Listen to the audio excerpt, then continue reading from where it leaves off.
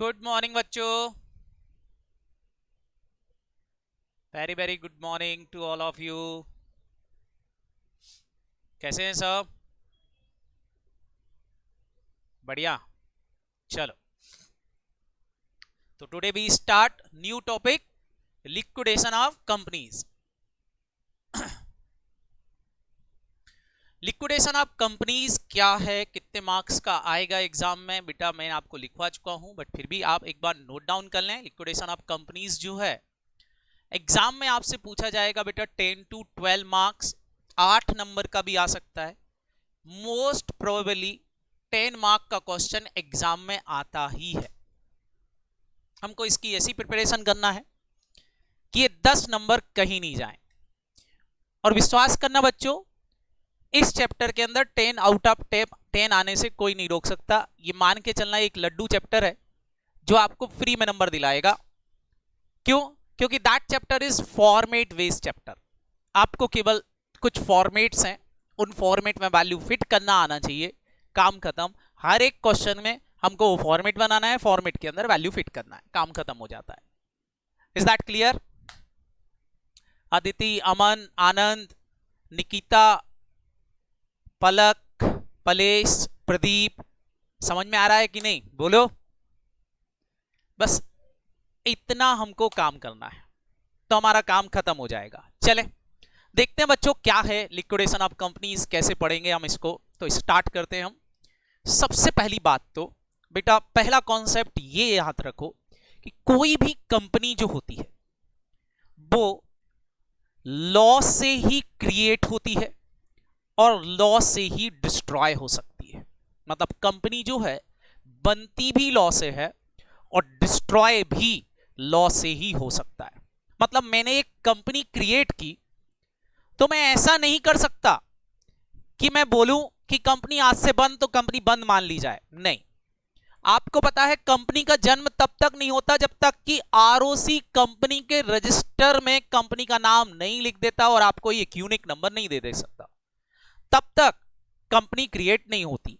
वैसे ही बेटा कंपनी को बंद करना है तो आरओसी के रजिस्टर से उसका नाम कटवाना पड़ेगा, हटवाना पड़ेगा, तब जाके कंपनी क्या हो पाएगी?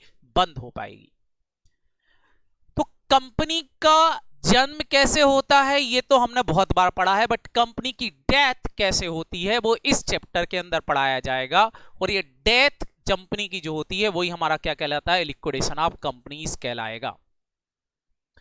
बात कर रहे हैं कंपनी की, तो कंपनी के जो लिक्विडेशन के टाइप्स होते हैं क्वेश्चंस पॉइंट ऑफ व्यू से, बच्चों ध्यान रखना, क्वेश्चंस पॉइंट ऑफ व्यू से, क्वेश्चंस पॉइंट ऑफ व्यू से लिक्विडेशन दो तरह से आपके कोर्स में रखा गया है। पहला है आपका स्टैट्यूटरी लिक्विडेशन, मतलब कंपनी को लॉ के अकॉर्डिंगली कैसे बंद किया जाएगा, कौन कौन से फॉर्मेट फॉलो करना पड़ेंगे, कौन कौन सी चीजें हमको आरओसी के पास डिपॉजिट करना पड़ेगी, कैसे सारा काम होगा, that liquidation is statutory liquidation.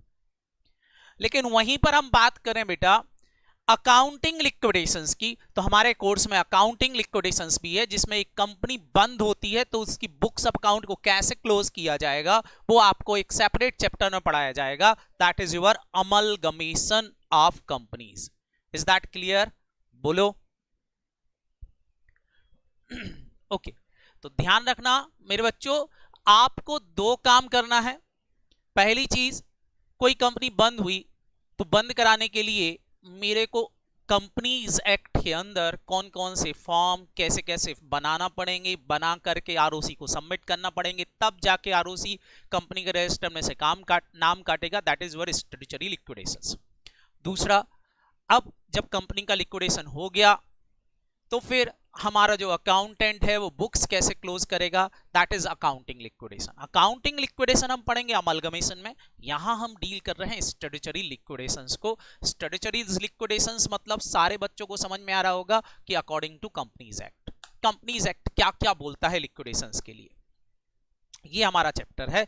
बस इतना ध्यान रखना, मतलब ये लिक्विडेशन होगा कंपनीज एक्ट 2013 के हिसाब से। क्या ये बात क्लियर है? तो चैप्टर क्या है? स्टैट्यूटरी लिक्विडेशंस। कौन कौन सी फॉर्मेलिटीज पूरी करना पड़ेंगी कंपनीज एक्ट के अकॉर्डिंगली। चलें एक एक करके बात करते हैं। सबसे पहले हम बात करते हैं डेफिनेशन ऑफ वाइंडिंग अप की। हमारे कंपनीज एक्ट के अंदर वाइंडिंग अप की डेफिनेशंस क्या दी हुई है? तो कंपनीज एक्ट बोलता है बेटा डेफिनेशंस के अंदर, एज पर section 2 clause 94A of the companies act 2013 deal करता है बेटा वाइंडिंग अप को। बोलते हैं winding up means winding up under the Companies Act 2013 or liquidation under Insolvency Bankruptcy Code 2016 as the may applicability। मतलब वाइंडिंग अप दो तरीके से हो सकता है स्टैट्यूटरी। पहला, या तो कंपनीज एक्ट के अकॉर्डिंगली वाइंडिंग अप कर दो। दूसरा सेकेंड क्या है, या फिर इंसॉल्वेंसी और बैंकरप्टी कोड 2016 अप्लाई करके कंपनीज का वाइंडिंग अप कर दो। ये दो रास्ते हैं वाइंडिंग अप करने के। कोई भी कंपनी इन दो तरीके से कंपनी का वाइंडिंग अप कर सकती है। सर ये दो तरीके क्या हैं? तो आप समझ में आ गए आपको। वाइंडिंग अप इंक्लूड्स, पहली चीज क्या मैंने आपसे बोला, पहला तरीका क्या है वाइंडिंग अप करने का? सारे बच्चे मेरे को बताएं, पहला तरीका मैंने क्या बताया आपको वाइंडिंग अप करने का? फटाफट बताओ। फर्स्ट तरीका क्या कर लें हम? अकॉर्डिंग टू कंपनीज एक्ट कर दें। दूसरा तरीका क्या मैंने आपसे बताया? बैंक्रप्सी कोड 2016 लगा लें। ये दो तरीके ही हैं वाइंडिंग अप करने के स्टैट्यूटरीज के अंदर। आप सोच रहे होंगे सर ये दोनों तरीके कब किस पर एप्लीकेबिलिटी होगी, कौन सा तरीका कब लगेगा? तो वो भी मैं आपको डील कर देता हूं कि कोई भी कंपनी को वाइंडिंग अप करना है तो कब कंपनीज एक्ट 2013 लगेगा और कब इंसॉल्वेंसी बैंक्रप्टी कोड लगेंगे। इनको हम शॉर्ट में बेटा अब आईबीसी बोला करेंगे। आईबीसी मतलब इंसॉल्वेंसी बैंक्रप्टी कोड, और दूसरा कौन सा है फटाफट बोलो? कंपनीज एक्ट 2013 के अकॉर्डिंगली वाइंडिंग अप। ये कब कब लगेगा उसको भी मैं डील कर देता हूं आपको फटाफट ताकि आपको समझ में आ जाए। तो कब कौन सा वाला फॉर्मूला लगेगा, मोड ऑफ वाइंडिंग अप कब क्या होगा, तो जरा ध्यान से देखें। सबसे पहला तरीका मैं आपसे बोल रहा हूं कि अगर कोई भी कंपनी डेब्ट होल्डर का पेमेंट नहीं कर पा रही है, इनेबिलिटी टू पे द डेब्ट है, मतलब वो सामने वाली कंपनी जो है डेब्ट के पेमेंट करने में असमर्थ है। सारे बच्चे बताओ, अगर कोई कंपनी डेब्ट का पेमेंट नहीं कर पा रही मतलब कंपनी के पास असेट्स कम है, बोलो निहिरा नमन बताएं कंपनी के पास असेट कम है तो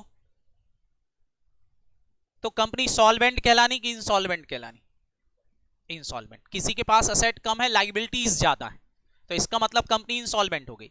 और इंसॉल्वेंट हो गई तो आप सारे बच्चे जल्दी से बताएं मेरे को, जब भी कोई कंपनी इंसॉल्वेंट हो जाएगी तो फिर इंसॉल्वेंसी कोड लगेगा, बोलो। तो ऐसी कंपनी पर आईबीसी कोड के अकॉर्डिंगली इनका वाइंडिंग अप होगा। क्या ये बात क्लियर है, बोलो? दूसरा, लेकिन अगर कोई दूसरा ग्राउंड है जिसके कारण से कंपनी का वाइंडिंग अप हो रहा है, मतलब वो कंपनी इंसॉल्वेंट नहीं है, कंपनी इज सॉल्वेंट, किसी अदर ग्राउंड के कारण कंपनी का वाइंडिंग अप हो रहा है। सर अदर ग्राउंड क्या हो सकता है? हो सकता है शेयर होल्डर नहीं चाहते हो कि कंपनी का वाइंडिंग अप किया जाए, सॉरी शेयर होल्डर नहीं चाहते हो कि भाई आगे अब कंपनी को कंटिन्यू किया जाए।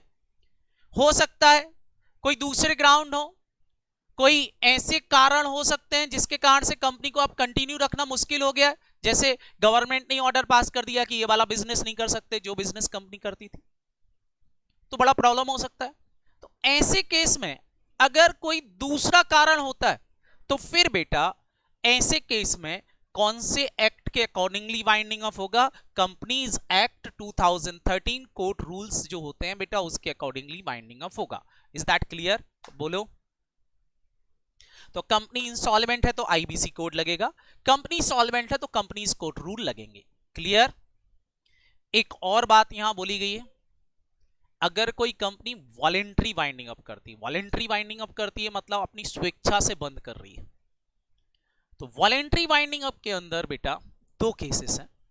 पहला केस कि अगर वाइंडिंग अप जो है आपका स्टार्ट हो गया है बिफोर 2017, 2017 31 मार्च 2017 के पहले वाइंडिंग अप स्टार्ट हो गया था, तो आपके ऊपर companies court rule 2013 is applicable. लेकिन अगर वॉलेंट्री वाइंडिंग अप आपका हुआ है और वॉलेंट्री वाइंडिंग अप जब स्टार्ट हुआ है वो 1 अप्रैल 2017 या उसकी बाद की किसी डेट से स्टार्ट हो रहा है, तो फिर आपके ऊपर IBC code is applicable voluntary winding up के अंदर। सर इसका मतलब वाइंडिंग अप करने के अलग अलग तरीके होंगे? बिल्कुल बेटा, वाइंडिंग अप करने के तरीके अलग होंगे। एक तरीका होता है कोर्ट के थ्रू, ट्रिब्यूनल के थ्रू वाइंडिंग अप करा लो, और दूसरा तरीका होता है वॉलेंट्री। तो वॉलेंट्री के अंदर ध्यान रखना है, वॉलेंट्री के अंदर क्या याद रखना है, सारे बच्चे बताएंगे, अगर 31 मार्च 2017 के पहले का वाइंडिंग अप है तो फिर कंपनीज एक्ट कोर्ट रूल लगेंगे, और अगर 1 अप्रैल 2017 के बाद चालू हुआ है वाइंडिंग अप तो फिर बताओ बेटा क्या लगेगा, आईबीसी कोड लगेगा। ये वॉलेंट्री के अंदर। लेकिन अगर कोर्ट के अंदर जाते हो, ट्रिब्यूनल के अंदर जाते हो और वहां से वाइंडिंग अप करा रहे हो, तो मैंने बोला कि अगर डेप्ट की पेमेंट में आप सफिशिएंट असेट आपके पास नहीं है, आप इंसॉल्वेंट हो, तो आईबीसी, और अदर ग्राउंड है तो बेटा companies act court rule applicable होंगे। क्या ये बात क्लियर हो गई? बोलो। That is a procedure. अब बच्चों ये तो हो गई कब कब कोर्ट रूल लगेगा और कब हमारा आईबीसी कोड लगेगा, ये बात तो हमको दिमाग में बैठ गई। अब दूसरी इंपॉर्टेंट बात आती है बेटा, मैंने आपसे बोला बाइंडिंग अप करने के दो रास्ते। पहला रास्ता ध्यान रखना, कोई भी कंपनी दो तरीके से बंद की जा सकती है। पहला binding up by tribunal, tribunal के थ्रू ऑर्डर पास करवा लो। दूसरा तरीका क्या है, ट्रिब्यूनल मतलब कोर्ट, कोर्ट में जाओ और कोर्ट में जाके ऑर्डर पास करवा लो कि आज से कंपनी का बाइंडिंग अप। क्लियर? बोलो। और दूसरा तरीका क्या है, वॉलेंट्री। वॉलेंट्री बाइंडिंग अप मतलब बोर्ड मीटिंग करो, शेयर होल्डर की मीटिंग करो, शेयर होल्डर सारे के सारे क्या कर दें, फटाफट बोलो, एक ऑर्डर पास कर दें कि आज से कंपनी का वाइंडिंग अप हो रहा है।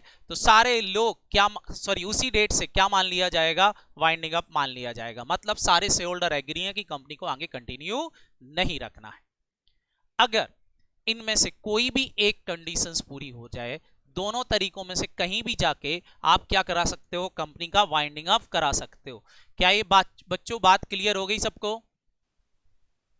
हेलो।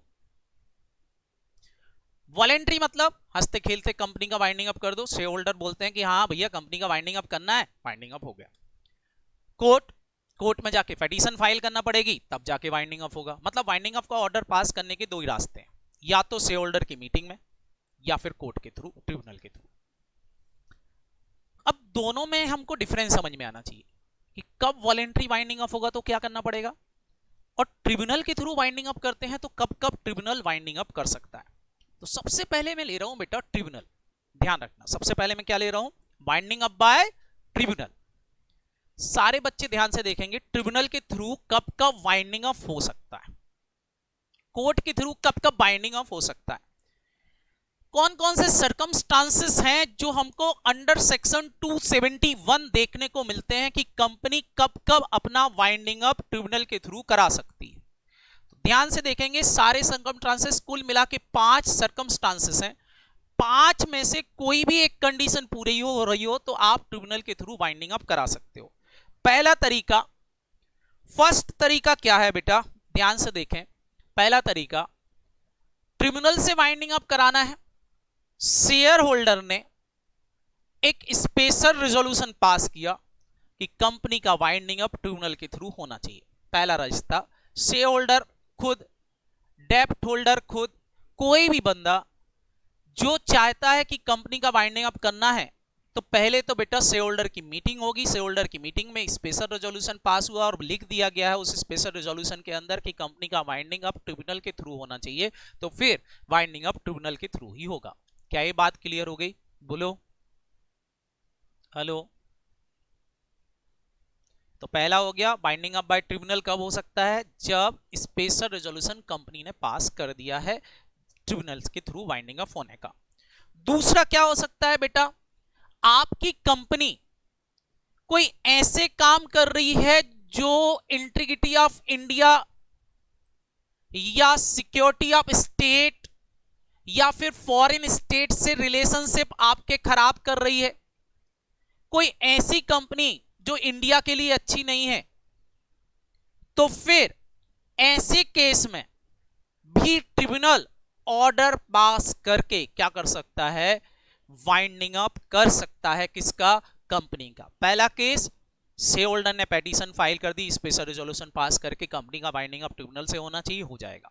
दूसरा, कंपनी कोई ऐसे काम कर रही है जिससे कंपनी इंडिया की इंटीग्रिटी पर या किसी स्टेट की सिक्योरिटी पर, या मैंने आपसे बोला कोई फॉरेन स्टेट की रिलेशनशिप बिगड़ रही है, तो फिर कंपनी का वाइंडिंग अप ट्रिब्यूनल के थ्रू हो सकता है। ध्यान से समझना। पता चला आपने एक कंपनी बनाई और कंपनी बनाने का ऑब्जेक्ट क्या था, मोदी को उड़ाना है, और आपने अलकायदा के साथ में पैसे लेना चालू कर दिए। सारे बच्चे बताओ, गवर्नमेंट को पता चलेगा, गवर्नमेंट क्या करेगी? बोलो, आपकी कंपनी को कंटिन्यू रखेगी क्या? नहीं, वाइंडिंग अप का ऑर्डर दे लेवाएगी। लेकिन वाइंडिंग अप का गवर्नमेंट खुद नहीं दे सकती। पहले ये ऑर्डर, ध्यान रखना, ओल्ड एक्ट के अंदर ये ऑर्डर गवर्नमेंट खुद दे देती थी। मतलब पहले वाइंडिंग अप करने के 3 रास्ते थे। गवर्नमेंट खुद कर सकती थी, वॉलंटरी होता था, और ट्रिब्यूनल के थ्रू होता था। बट अब गवर्नमेंट खुद नहीं कर सकती, उसको पहले ट्रिब्यूनल में पिटीशन फाइल करना पड़ेगी, फिर ट्रिब्यूनल ऑर्डर पास करेगा। क्या ये क्लियर हुआ? बोलो। नेक्स्ट केस कौन सा है बेटा? आपकी कंपनी कोई अनलॉफुल पर्पस से काम कर रही है, मतलब लॉ के अकॉर्डिंगली नहीं चल रही। जैसा लॉ के अंदर लिखा है वैसा काम करना है, लेकिन आप लॉ के अकॉर्डिंगली नहीं चल रहे हो। आप क्या कर रहे हो? फटाफट बोलो। जैसे फॉर एग्जांपल मैंने आपको बायबैक पढ़ाया था, या फिर कोई दूसरे सेक्शन आपने पढ़ रखे होंगे, आपने कंपनीज एक्ट को फॉलो ही नहीं कर रहे हो। आप विदाउट कंपनीज एक्ट फॉलो किए कंपनी के कई तरह के वायलेशन कर रहे हो, मिसकंडक्ट कर रहे हो, लोगों को फ्रॉडुलेंट एक्टिविटीज में इन्वॉल्व होकर लोगों के साथ में फ्रॉड कर रहे हो, ऐसी एक कंपनी बनाई है। तो ऐसे केस में रजिस्ट्रार या कंपनीज एक्ट के अकॉर्डिंगली कोई, सॉरी, सेंट्रल गवर्नमेंट या स्टेट गवर्नमेंट से अकॉर्डिंगली कोई ऑथोराइज्ड पर्सन है, तो पेटिशन फाइल करके कंपनी का क्या करा सकता है? वाइंडिंग अप करा सकता है। मतलब फ्रॉडुलेंट एक्टिविटीज में अगर आप इन्वॉल्व हो तो आपकी कंपनी का वाइंडिंग अप ट्रिब्यूनल के थ्रू हो सकता है। क्लियर बच्चों? 3 केस फटाफट फटाफट याद करेंगे। पहला केस कौन सा हो गया, जल्दी से बताएंगे। पहला केस क्या हो गया? Special resolution. दूसरा केस, इंडिया की सिक्योरिटी को लेकर के कोई प्रॉब्लम है, इंटीग्रिटी को लेकर के प्रॉब्लम है। तीसरा केस क्या हो गया? फ्रॉडुलेंट एक्टिविटीज में इन्वॉल्व हो, तो कंपनी का वाइंडिंग अप किसके थ्रू हो सकता है? फटाफट बोलो, ट्रिब्यूनल के थ्रू। इतना क्लियर हुआ? और क्या हो सकता है बेटा? ट्रिब्यूनल का ओपिनियन है, ट्रिब्यूनल का ओपिनियन है, ट्रिब्यूनल के ओपिनियन के अकॉर्डिंगली, ट्रिब्यूनल का ओपिनियन है कि भैया कंपनी जो है वो ऐसी एक्टिविटीज में इन्वॉल्व है, और आगे कंपनी अगर कंटिन्यू रहती है तो फिर शेयर होल्डर को नुकसान ही होगा। मतलब ट्रिब्यूनल खुद चाहे तो खुद की इच्छा से भी कंपनी का वाइंडिंग अप कर सकता है। क्या ये बात क्लियर हो गई? बोलो। को खुद की इच्छा से भी ट्रिब्यूनल वाइंडिंग अप का ऑर्डर दे सकता है। इसके अलावा एक स्पेशल केस बेटा हमारी अकाउंट से रिलेटेड, कि अगर कोई कंपनी कंटिन्यू 5 सालों तक रजिस्ट्रार को एनुअल रिटर्न फाइल नहीं करती। आप सारे बच्चों को पता है कंपनी को अपनी एनुअल रिटर्न बनाना पड़ती है, और एनुअल रिटर्न किसके पास फाइल करना पड़ती है? बोलो, आरओसी के पास।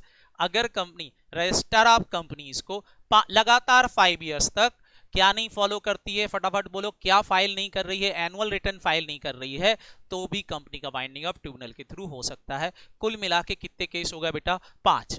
सारे बच्चे फटाफट फटाफट रिवाइज करेंगे। पहला केस क्या हो गया ट्रिब्यूनल से वाइंडिंग अप करने का? फर्स्ट केस जल्दी से बताएं। Share holder special resolution pass करेंगे भैया, ट्रिब्यूनल के थ्रू होना है, होगा। दूसरा केस, इंडिया की इंटीग्रिटी को लेकर के कोई प्रॉब्लम है, या फिर आप कोई ऐसी एक्टिविटी कर रहे हो जिससे इंडिया का नाम खराब होगा, या फॉरेन स्टेट के साथ में उसके रिलेशनशिप खराब होंगे, तो आप ट्रिब्यूनल के थ्रू वाइंडिंग अप हो सकता है। तीसरा केस,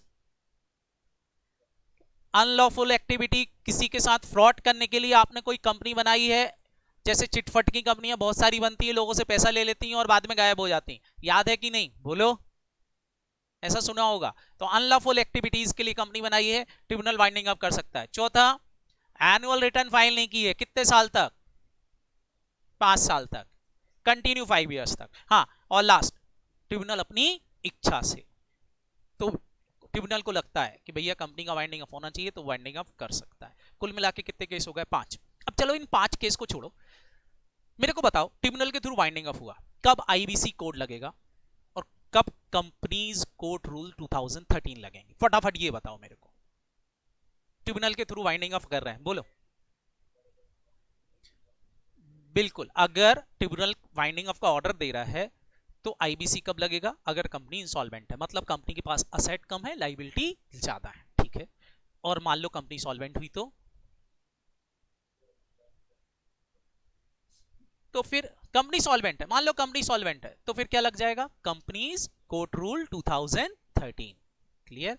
ध्यान रखना, आईबीसी पहला क्या याद रखोगे, फटाफट बोलो बच्चों, आईबीसी 2016, और दूसरा क्या याद रखना है? Companies court rule 2013। बस दो ही हैं फाइंडिंग अप करने के रास्ते। क्लियर बच्चों? ये प्रोसीजर है जो लिखी हुई है इनके अंदर, वो हम प्रोसीजर समझेंगे, वही हमको पढ़ना है। बट इतना अभी आपको समझ में आ गया। अब मेरा एक क्वेश्चन है, अगर ये सब समझ में आया है तो ये आंसर आप सारे बच्चे मेरे को दे दोगे क्या? बताओ बेटा, ट्रिब्यूनल से वाइंडिंग अप कराना है तो पेटिशन फाइल करना पड़ेगी, बोलो। मैं आपसे पूछ रहा हूं, बताओ पेटिशन कौन कौन फाइल कर सकता है? आप सारे बच्चों में मैं जिससे पूछूंगा बताओगे, एक आध कोई बताएगा। सबसे पहले बताएंगी निकिता नाहर। बताएं बेटा, निकिता कौन पेटिशन फाइल कर सकता है? निकिता, शेयर होल्डर कर सकते हैं, बिल्कुल। मतलब कंपनी चाहे तो खुद पेटिशन फाइल कर सकती है कि भैया हमारा वाइंडिंग अप करा दो। और किसके थ्रू करा दो? फटाफट बोलो, ट्रिब्यूनल के थ्रू करा दो। पहला बिल्कुल केस सही है, कंपनी खुद कर सकती है। और कौन बताएगा? पलाश अग्रवाल। और कौन कर सकता पेटिशन फाइल? बिल्कुल बेटा, गवर्नमेंट का कोई ऑफिसर कर सकता है, या ध्यान रखना, एक और मैं आपको बता देता हूं, गवर्नमेंट के ऑफिसर्स के अलावा बेटा कंपनी का कोई कंट्रीब्यूटरी कर सकता है। कंपनी का कंट्रीब्यूटरी मतलब डेप्ट होल्डर भी कर सकता है कि भैया उसको कंपनी को पेमेंट किया था लेकिन कंपनी अब पेमेंट नहीं कर रही है। क्या ये बात समझ में आई? बोलो। तो एनी कंट्रीब्यूटरी, बिल्कुल। रजिस्ट्रार कर सकता है। सारे बच्चे बताओ, रजिस्ट्रार कब करेगा? रजिस्ट्रार कब करेगा? जल्दी से बताएंगे, रजिस्ट्रार कब करेगा? जब 5 साल तक रिटर्न फाइल नहीं करोगे तो रजिस्ट्रार भी कंपनी की पिटीशन फाइल कर सकता है, बिल्कुल। और एक अथोराइज्ड पर्सन, जो अभी पलाश ने बताया, कोई पर्सन जिसको सेंट्रल गवर्नमेंट या स्टेट गवर्नमेंट ने अथोराइज कर रखा है कि भैया कोई अनलॉफुल एक्टिविटी चल रही है, तो आप क्या कर सकते हो? पिटीशन फाइल कर सकते हो। इसके अलावा बेटा, इसके अलावा कोई भी वो बंदा जिसको सेंट्रल गवर्नमेंट चाहती है, स्टेट गवर्नमेंट के बिहाफ पर, अगर उसको फ्रॉडुलेंट एक्टिविटी के लिए पर्टिकुलर पर्सन को इन्वॉल्व किया हुआ है तो वो भी कर सकता है। तो ये कुल मिला के इतने लोग क्या कर सकते हैं? फटाफट बोलो, पिटीशन फाइल कर सकते हैं। कौन कौन हो गए? कंपनी खुद, any contributory, registrar, any person authorised by central government on behalf, और तीसरा कोई अनलॉफुल या फ्रॉडुलेंट एक्टिविटी चल रही तो सेंट्रल गवर्नमेंट और स्टेट गवर्नमेंट के काम देखने वाला बंदा। क्लियर? सर डायरेक्टर नहीं बेटा, डायरेक्टर क्यों कंपनी के लिए इन्वॉल्व होंगे? डायरेक्टर कोई कंपनी के मालिक होते हैं क्या? नहीं, डायरेक्टर केवल मैनेजमेंट देखते हैं, उनका काम मैनेजमेंट देखना है। उनका मैनेजमेंट खराब चल रहा है इसलिए तो कंपनी का वाइंडिंग अप हो रहा है। समझ में आ रहा कि नहीं? बोलो। तो डायरेक्टर पिटीशन फाइल नहीं करेगा, ये लोग पिटीशन फाइल कर सकते हैं। हाँ, डायरेक्टर शेयर होल्डर भी है, जैसे अंबानी जी की बात करूं तो अंबानी शेयर होल्डर भी है और डायरेक्टर भी है। बोलो, हेलो। तो वो कंट्रीब्यूटरी के बिहाफ पर वाइंडिंग अप का ऑर्डर ट्रिब्यूनल से दिला सकता है।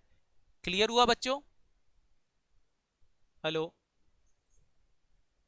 तो ये था पहला केस। यहां से हम बात कर सकते हैं, वाइंडिंग अप हो सकता है अकॉर्डिंग टू ट्रिब्यूनल। अब ट्रिब्यूनल जब भी वाइंडिंग अप करेगा, प्रोसीजर कौन सी लगेगी? डिपेंड करेगा, आईबीसी 2016 की प्रोसीजर फॉलो करना है या फिर कंपनीज कोर्ट रूल 2013 की प्रोसीजर करना। बिल्कुल बेटा, प्रोमोटर्स कर सकते हैं, प्रोमोटर इज अ कंट्रीब्यूटरी क्योंकि उनको शेयर्स अलॉटेड रहते हैं, कर सकते हैं, कोई दिक्कत नहीं। क्लियर बच्चों?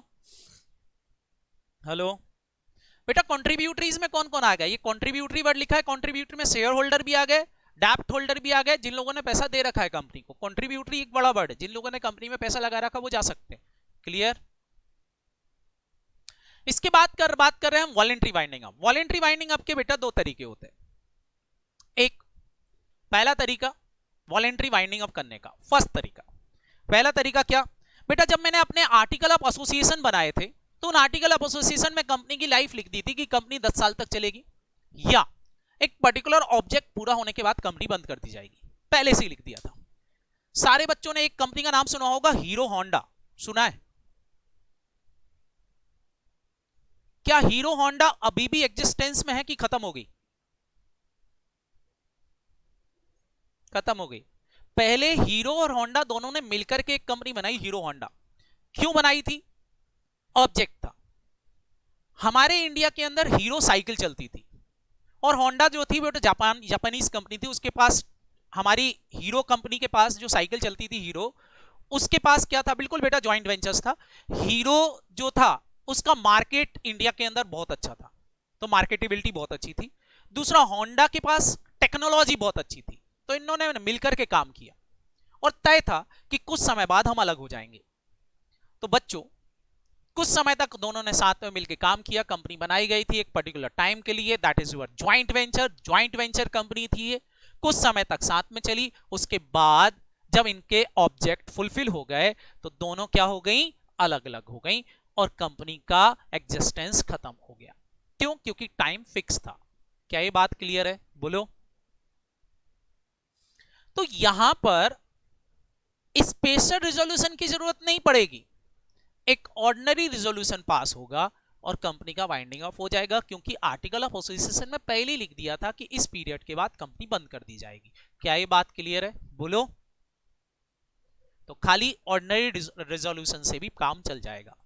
लेकिन इसके अलावा अगर आर्टिकल ऑफ एसोसिएशन में नहीं बताया, मतलब ज्वाइंट वेंचर कंपनी नहीं है, तो फिर ऐसे केस में अगर कंपनी वॉलंटरी डिसोल्यूशन करना चाहती है तो फिर उसको स्पेशल रिजोल्यूशन पास करना पड़ेगा। विदाउट स्पेशल रिजोल्यूशन कंपनी का वाइंडिंग अप नहीं हो सकता। क्या ये बात क्लियर है? बोलो। तो ये था बेटा मेरा वाइंडिंग अप से रिलेटेड बातें। अब दो बातें सारे बच्चों को समझ में आ गई होंगी। अब ये दो बातें सारे बच्चों को समझ में आ गई होंगी। पहली बात, सारे बच्चे जल्दी से बताएंगे, पहली इंपॉर्टेंट बात जो आपको समझना है। दो तरीके कौन कौन से? पहला तरीका क्या? फटाफट बताएं। वाइंडिंग अप करने के दो रास्ते हैं। पहला तरीका क्या? पहला तरीका ट्रिब्यूनल के थ्रू, दूसरा तरीका वॉलेंट्री। कोई भी तरीका फॉलो करो, प्रोसीजर्स दो हैं हमारे इंडिया के अंदर। प्रोसीजर्स फॉलो करने के लिए, वाइंडिंग अप करने की दो प्रोसीजर हैं। पहली प्रोसीजर क्या? या तो आईबीसी कोड 2016 एप्लीकेबल होगा या फिर कंपनीज कोड रूल 2013 लगेंगे।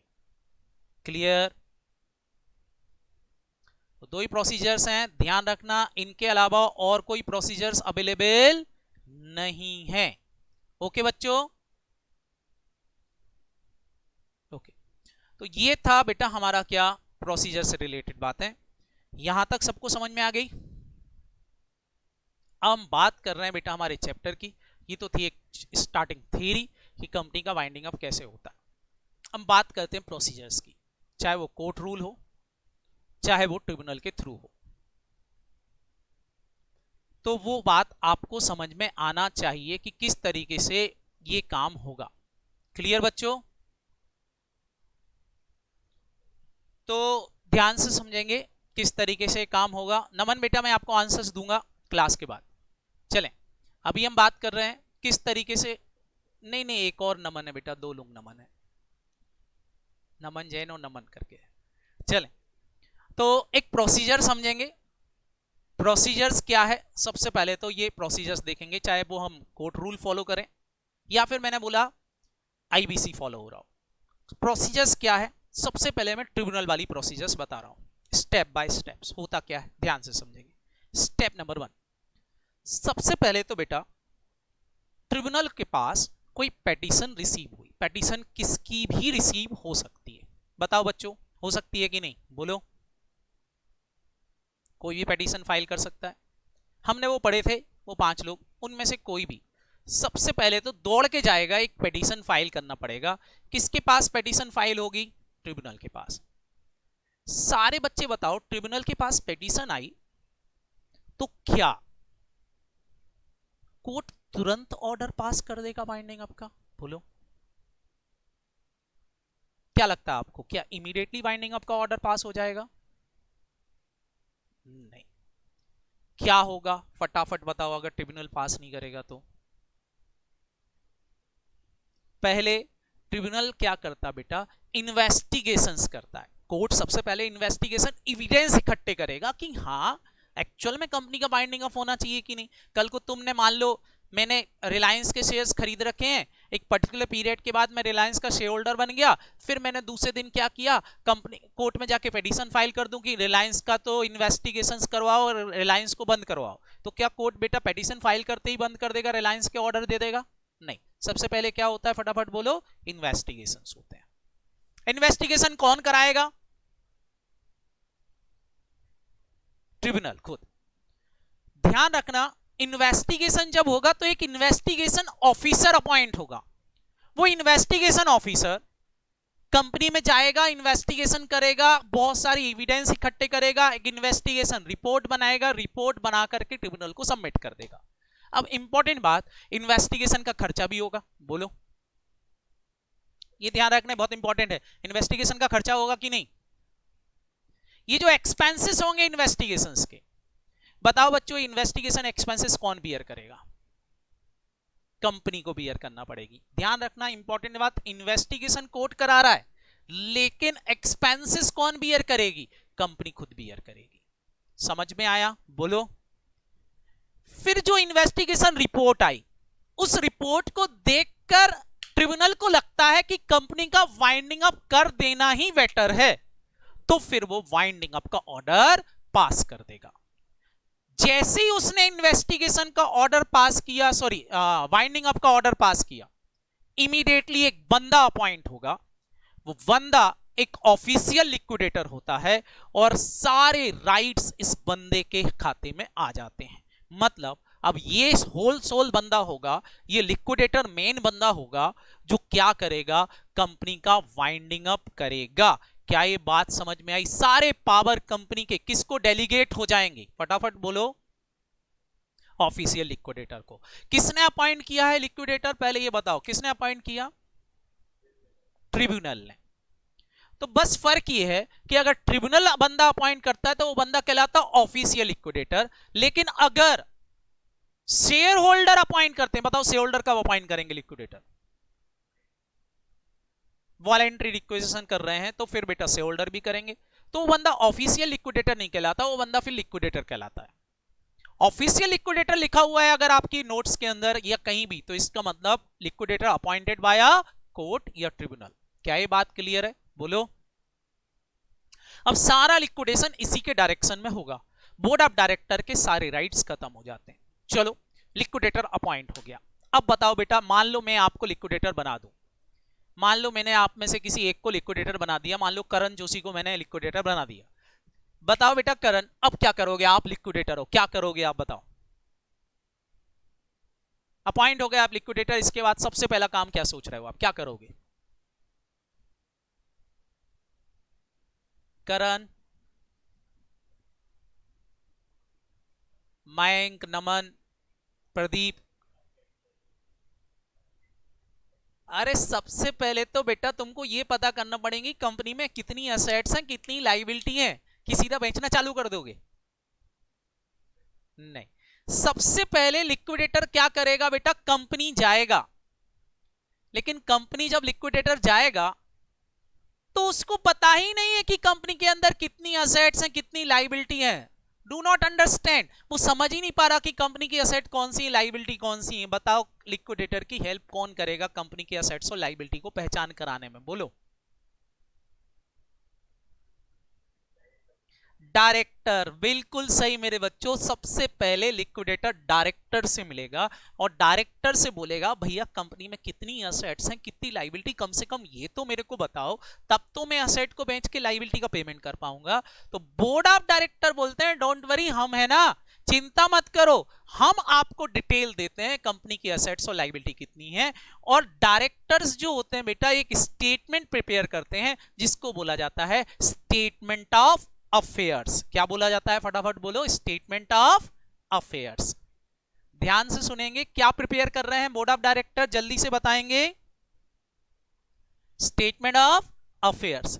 इस स्टेटमेंट ऑफ अफेयर्स में कौन सी डिटेल होगी, जल्दी जल्दी बताएं, इस स्टेटमेंट ऑफ अफेयर्स में कौन सी डिटेल होगी, बोलो। कंपनी की असेट्स और लायबिलिटीज की। ये असेट्स और लायबिलिटी की जो डिटेल होगी, ये डिटेल किसके पास जाएगी, फटाफट बोलो। ऑफिशियल लिक्विडेटर के पास चली जाएगी। ये स्टेटमेंट ऑफ अफेयर्स बना के बोर्ड ऑफ डायरेक्टर ने किसको दे दिया, ऑफिशियल लिक्विडेटर को दे दिया।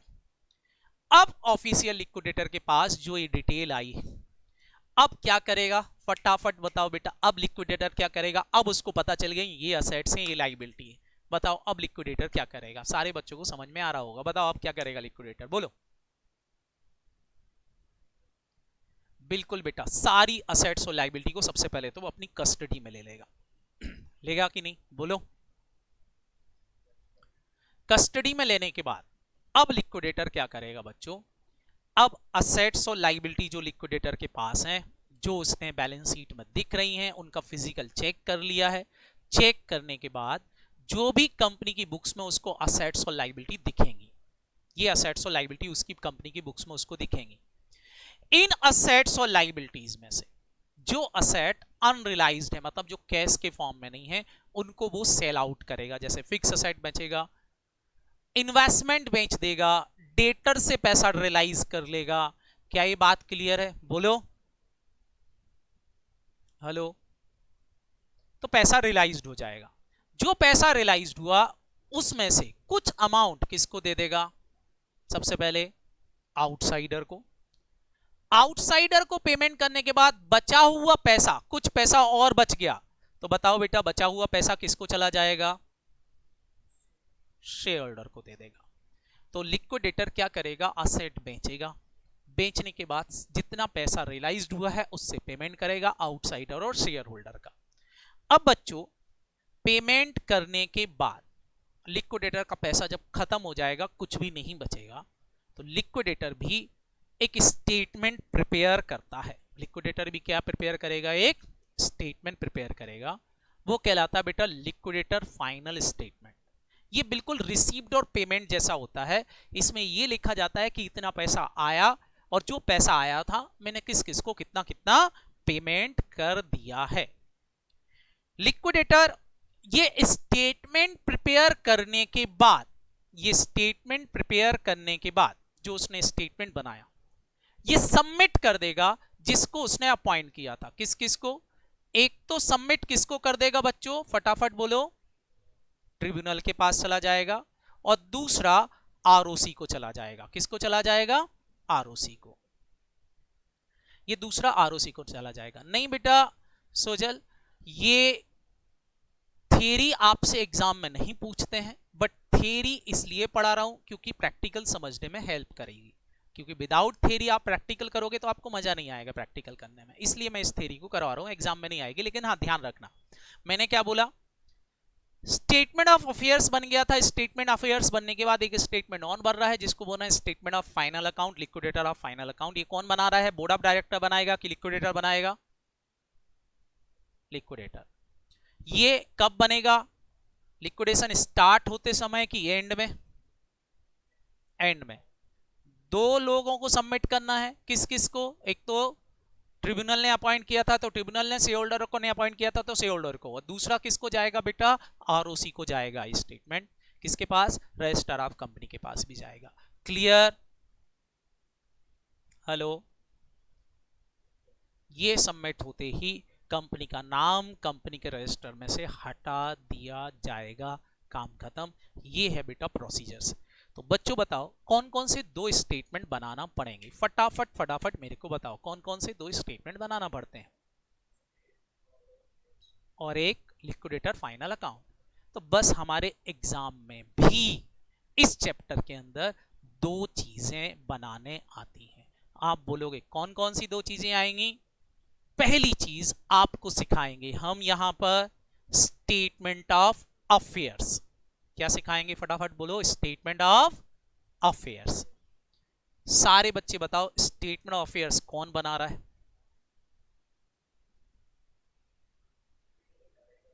कब बनाएंगे? लिक्विडेशन शुरू होने से पहले, मतलब असेट और लायबिलिटी को बिकने से पहले। क्लियर? क्यों बना रहे हैं? बिल्कुल। क्या ये बात क्लियर हुई अभी? बोलो। शायद अब आप समझ पा रहे होंगे कि ये थ्योरी मैंने आपको क्यों पढ़ाई, क्योंकि हम जो पढ़ रहे हैं हमको पता तो रहे हम बना क्या रहे, नहीं तो हमको समझ में ही नहीं आता। लास्ट बताओ, इसके बाद ये एक और चीज बनेगी। क्या बनेगी फटाफट बोलो? Liquidator final statement of account. ये कब बनेगा? सारे बच्चे बताएं ये कब बनेगा? लिक्विडेशन खत्म होने के बाद। कौन बनाएगा? लिक्विडेटर। अब बच्चों आपको प्रोसीजर वगैरह सब क्लियर होगी। अब मैं एक शॉर्ट समरी तैयार कर रहा हूं, ध्यान से सुना। सबसे पहली बात, लिक्विडेशन करने के दो रास्ते हैं। पहला, आप ट्रिब्यूनल के थ्रू करा सकते हो, वॉलेंट्री कर सकते हो। कोई भी तरीका अपनाओ, प्रोसीजर्स दो हैं। या तो आईबीसी कोड 2016 लगेगा या कंपनीज कोड रूल 2013 लगेंगे। प्रोसीजर क्या है? सबसे पहले तो वाइंडिंग अप का एक ऑर्डर पास होगा। बाइंडिंग अप का ऑर्डर पास होते ही एक बंदा अपॉइंट होता है जिसका नाम क्या कहलाता है? लिक्विडेटर कहलाता है। लिक्विडेटर पहले बोर्ड ऑफ डायरेक्टर के पास जाएगा। बोर्ड ऑफ डायरेक्टर के पास जब वो जाएगा तो बोर्ड ऑफ डायरेक्टर उसको एक स्टेटमेंट देंगे, एक डॉक्यूमेंट्स देंगे जिसका नाम क्या है? स्टेटमेंट ऑफ अफेयर्स, जिसमें असेट्स और लायबिलिटी की डिटेल लिखी हुई होती है। फिर उस स्टेटमेंट ऑफ अफेयर्स के थ्रू वो सारी कंपनी की असेट और लायबिलिटी को अपनी कस्टडी में लेगा। कस्टडी में लेने के बाद असेट को सेल आउट करेगा। सेल आउट करने के बाद लायबिलिटी का पेमेंट कर देगा। समझ में आया बच्चों? बोलो। जब सारा पैसा खत्म हो जाएगा तो वो एक स्टेटमेंट तैयार करेगा जिसको क्या बोलेंगे? Liquidator final statement of account. Submit बनाने के बाद अपनी अपॉइंटिंग अथॉरिटी और आरओसी को ये सबमिट कर देगा। कंपनी के आरओसी कंपनी का नाम आरओसी के रजिस्टर में से, कंपनी के रजिस्टर में से हटा देगा। कंपनी का वाइंडिंग ऑफ हो जाएगा। क्या ये प्रोसीजर क्लियर हो गई बच्चों? बोलो। That is theory. ये पूरी थ्योरी है। अब कोई बच्चा मेरे से पूछ रहा था कि सर थ्योरी एग्जाम में आएगी? बेटा थ्योरी नहीं आती एग्जाम में, लेकिन हाँ, आप एज अ चार्टर्ड अकाउंटेंट हम कहीं जाएं और हमसे पूछते हैं स्टेट ऑफ अफेयर्स कौन बनाता है, कब बनता है।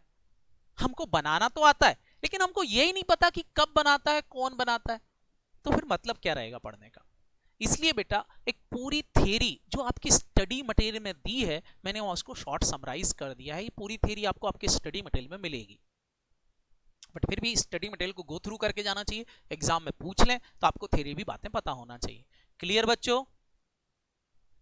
हालांकि मानना 1% चांसेस भी नहीं है कि इस चैप्टर में थ्योरी आएगी, प्रैक्टिकली आएंगे। और दोनों ही स्टेटमेंट में से कोई एक क्वेश्चन आता है, या तो फाइनल अकाउंट या स्टेटमेंट ऑफ अफेयर्स आता है। अब ध्यान से सुनना, अगर स्टेटमेंट ऑफ अफेयर्स आएगा तो 12 नंबर का आएगा, फाइनल अकाउंट आएगा तो 10 नंबर का क्वेश्चन आएगा। क्लियर? बोलो। एक और चीज, एक क्वेश्चन और है इसमें, वो है बी लिस्ट कॉन्ट्रीब्यूटरी। इसको मैं सबसे लास्ट में पढ़ाऊंगा। वो कौन बनाता है, कैसे बनती है, सबसे लास्ट में डील करेंगे। अगर वो आती है तो एग्जाम में 8 नंबर की आएगी। तो 8, 10 या 12 नंबर का क्वेश्चन एग्जाम में आ सकता है। ध्यान से सुने, 8, 10 या 12 नंबर। 8 नंबर का कब आएगा? जब बी लिस्ट कॉन्ट्रीब्यूटरी पूछेंगे। 10 नंबर का कब आएगा? जब फाइनल अकाउंट आएगा। और 12 का कब बनेगा? जब स्टेटमेंट ऑफ अफेयर्स बनेंगे। मोस्ट ऑफ द चांसेस या तो बी लिस्ट कॉन्ट्रीब्यूटरी एग्जाम में पूछी जाती है या फिर फाइनल अकाउंट पूछा जाता है। स्टेटमेंट ऑफ अफेयर्स बहुत कम पूछा गया है, एक आध दो बार ही एग्जाम में आया है। बट हाँ, ये दोनों बनाने के लिए स्टेटमेंट ऑफ अफेयर्स पढ़ना जरूरी है, क्योंकि उसके बिना आप लिक्विडेटर फाइनल अकाउंट नहीं बना पाओगे। क्लियर बच्चों?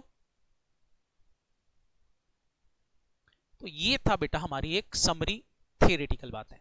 अब हम बात करेंगे बेटा प्रैक्टिकल की। तो प्रैक्टिकल की बात कर लेते हैं। सबसे पहले प्रैक्टिकल की बात करते हैं, सीक्वेंस। सारे बच्चे बताओ, कैश का डिस्ट्रीब्यूशंस करना है लिक्विडेटर को, पैसा किसको पेमेंट किया जाए पहले? बोलो। जब लिक्विडेटर के पास कैश रियलाइज्ड हो जाएगा, असेट बेच देगा, तो अभी पेमेंट करना है। तो पेमेंट करने के लिए सारे के सारे भिखारी आके यहां खड़े हो जाएंगे। बोलो, लाइन लगा के खड़े हैं कि हमारा पैसा दो, हमको पैसा दो, हमको दो पैसा। बताओ बच्चों, जब ये सारे भिखारी आके यहां खड़े हो जाएंगे तो किसको पेमेंट पहले किया जाए, दैट इज अ प्रॉब्लम। बोलो, बच्चे बोल रहे हैं क्रेडिटर का पेमेंट पहले कर दिया जाए। बेटा हालत कुछ इस तरह से हो जाएगी, लिक्विडेटर बेचारा सिर पीटेगा। बोलो, हालत कुछ इस तरह से हो जाती है जब लोग पैसा मांगने आते। बाहर निकलो,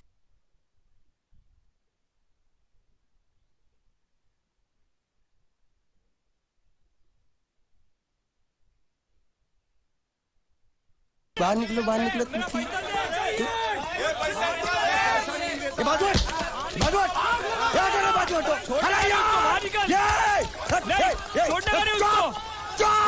पैसा दो, पैसा दो। मरे हुए जीत का घर यही है क्या? हाँ यही है। क्या बात है? आप लोगों में मरे हुए जीत का बाप कौन है? क्यों, क्या बात है? तो आप हैं जयवेद प्रसाद जी, आपको क्या चाहिए? मुझे ऑल एंड सोल कंपनी के मालिक ने भेजा है, यानी कि मरे हुए जीत के पार्टनर ने। पैसों का मामला है। हाँ हाँ, आपको कैसे पता? तो आप भी भीड़ में खड़े हो जाइए। ये घर जलाने के लिए इकट्ठा हुए हैं सब लोग। क्या घर जलाने? हाँ जाइए, इन लोगों के साथ खड़े हो जाइए और फिर सब लोग मिलकर हमें जला दीजिए। उस तरह से आप लोगों का कर्जा चुकता हो जाएगा तो ठीक है, लेकिन सच्चाई है कि मेरे पास एक भी फूटी फूटी कौड़ी नहीं है आप लोगों को देने के लिए, और इतनी हिम्मत भी नहीं कि आत्महत्या कर सकूं। जाइए, जो आप लोगों को करना है कर लीजिए, जाइए। अबे नीचे उतर, नीचे उतर। सुबह सुबह बैग उठा के चला है पैसे मांगने के लिए, और इतना छोटा बैग क्यों लाया? बड़ा ट्रक क्यों नहीं लाया? चल बे, तुम्हारी तरह हम भी पैसा लेने के लिए खड़े हैं। हम कोई लल्लू नहीं। तो बच्चे सब लड़ेंगे कि पहले पैसा मेरे को मिलना चाहिए, पहले पैसा मेरे को मिलना चाहिए। बोलो, तो बेटा इस लड़ाई का झगड़ा कैसे निपटाया जाए? तो हमारे कंपनीज एक्ट ने पहले ही फिक्स कर दिया है कि पेमेंट का ऑर्डर क्या होगा। सर ये क्यों पढ़ रहे हैं हम पेमेंट का ऑर्डर? क्योंकि दोनों ही स्टेटमेंट में ये ऑर्डर फॉलो करना जरूरी है, चाहे वो स्टेटमेंट ऑफ अफेयर्स बनाया जा रहा हो, चाहे वो लिक्विडेटर फाइनल अकाउंट बनाया जा रहा हो, इसी ऑर्डर में पेमेंट लिखे जाएंगे। क्या ये बात समझ में आ गई? इट्स सीक्वेंस इज फिक्स, आपको ये सीक्वेंस तोड़ना नहीं है। क्या सीक्वेंस होगा? सबसे पहले लिक्विडेटर पेमेंट करेगा लीगल चार्जेस का। क्या होते हैं लीगल चार्जेस? अभी हम डील करेंगे। लीगल चार्जेस के पेमेंट के बाद पेमेंट किया जाता है बेटा लिक्विडेटर एक्सपेंसेस का, जो खुद के खर्चे हो रहे हैं वो भी इसी में से उठाएगा। वो लिक्विडेटर एक्सपेंसेस का पेमेंट किया जाएगा। देयर आफ्टर पेमेंट किया जाता है डिवेंचर होल्डर का। इसके बाद डिवेंचर होल्डर के बाद पेमेंट करेंगे क्रेडिटर्स का। क्रेडिटर में दो कैटेगरी मिलेंगी आपको, एक प्रेफरेंशियल क्रेडिटर्स और दूसरे मिलेंगे बेटा हमारे अनसिक्योर्ड क्रेडिटर। तो प्रेफरेंशियल क्रेडिटर का फिर अनसिक्योर्ड क्रेडिटर का पेमेंट किया जाता है। फिर हम बात करें बेटा प्रेफरेंस शेयर होल्डर का, और सबसे लास्ट में पेमेंट होता है किसका? इक्विटी शेयर होल्डर का। That is a sequence for the payment. बताएं बेटा सबसे पहले पेमेंट किसका किया जाएगा? सारे बच्चे ध्यान से सुनेंगे। सबसे पहले पेमेंट किसका करेंगे? Legal charges, liquidator expenses, debenture holder, creditor, preferential unsecured, preference share holder, और सबसे लास्ट में पेमेंट किया जाएगा इक्विटी शेयर्स होल्डर का। क्लियर बच्चों? हेलो, आपको इसमें बहुत सारी बातें समझना है, जैसे प्रेफरेंशियल क्रेडिटर क्या है, डिवेंचर होल्डर को पहले कम मिलेगा, लिक्विडेटर एक्सपेंसेस क्या है, लीगल चार्जेस क्या है, preference share holder equity share holder को क्या पेमेंट किया जाएगा, कैसे पेमेंट किया जाएगा। बस यही बात हमको कॉन्सेप्चुअली इस चैप्टर के अंदर पढ़ना रहती है। तो इन पेमेंट्स के बारे में ही हमको डिटेल में पढ़ना है।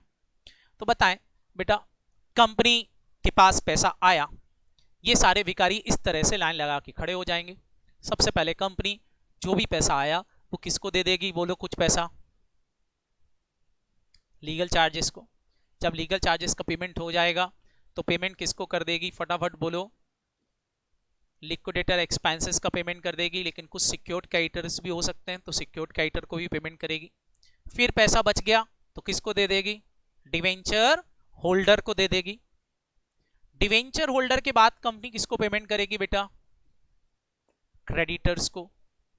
क्रेडिटर के बाद किसको पेमेंट किया जाएगा? सारे बच्चे बताओ। आउटसाइडर का पेमेंट हो चुका है तो अब इक्विटी और प्रेफरेंस में किसको पेमेंट किया जाएगा? पहले प्रेफरेंस को, और सबसे लास्ट में किसको पेमेंट किया जाएगा? इक्विटी शेयर्स होल्डर को पेमेंट किया जाएगा। इस तरह से सीक्वेंस बनेगा पेमेंट का। क्लियर है बेटा? सारे बच्चे अब जो मैं लिखवाऊंगा वो यहां से इंपॉर्टेंट बातें नोट डाउन करना चालू करेंगे आपकी कॉपी के अंदर। क्या क्या, हालांकि मैं आपको नोट्स दूंगा ही, बट फिर भी आप इनको नोट डाउन करना चालू करेंगे। सबसे पहले तो liability of the companies, company की लाइबिलिटी। बेटा कंपनी की जो लाइबिलिटी होती है वो दो तरह की होती है। एक सिक्योर्ड क्रेडिटर्स होते हैं और दूसरे अनसिक्योर्ड क्रेडिटर्स होते हैं, हम सबको पता है। बोलो।